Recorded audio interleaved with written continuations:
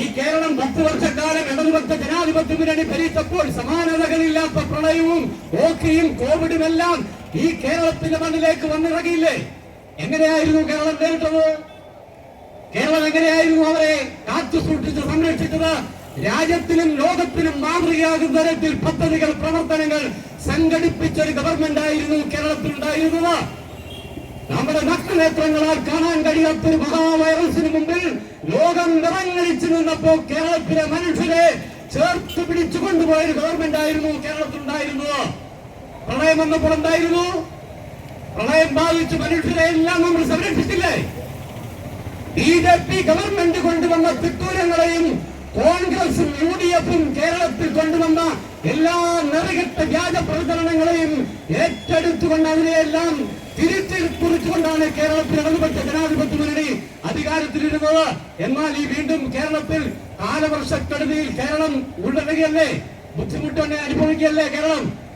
15 മനുഷ്യജീവൻ പൊലിഞ്ഞു.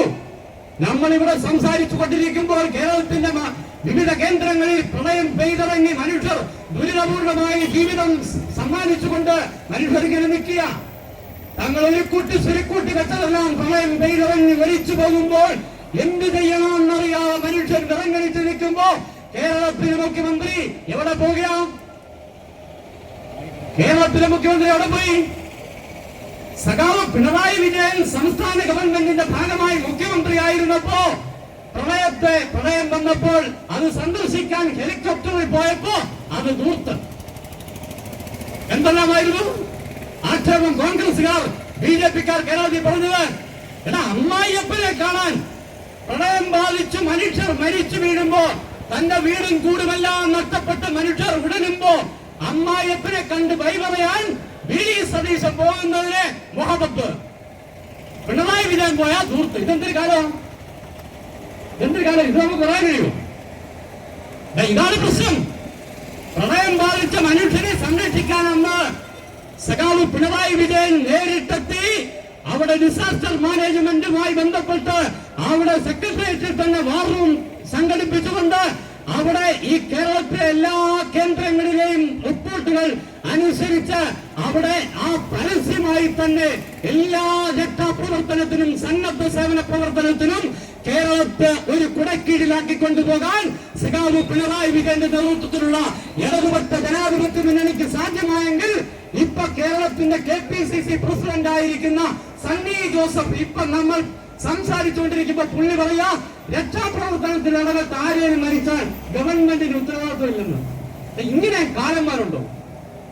ഈ കേരളത്തിന്റെ മണ്ണിൽ കേരളത്തിന്റെ സൈന്യമെന്ന് ലോകവും കേരളവും വാഴ്ത്തിയ കൊല്ലത്തിന്റെയും കേരളത്തിന്റെയും മത്സ്യത്തൊഴിലാളികൾ പ്രളയം ബാധിച്ച മനുഷ്യരെ സംരക്ഷിക്കാൻ അവന്റെ ജീവിതമെല്ലാം ത്യജിച്ചുകൊണ്ട് അവൻ അവിടേക്ക് അവന്റെ ജീവനോപാധിയായ വള്ളവുമായി മത്സ്യത്തൊഴിലാളികൾ പോയി.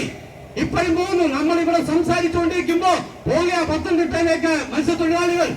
അവന്റെ ജീവിതത്തിന് എന്തെങ്കിലും ദുരിതം നേരിട്ടാൽ സംസ്ഥാന മന്ത്രിസഭയിലെ പ്രധാനപ്പെട്ട വകുപ്പ് കൈകാര്യം ചെയ്യുന്ന കേരളത്തിന്റെ കോൺഗ്രസിന്റെ സമുന്നതനായ നേതാവ് KPCCയുടെ പ്രസിഡന്റ് പറയുക, ഞങ്ങൾക്ക് ഉത്തരവാദിത്വമില്ല.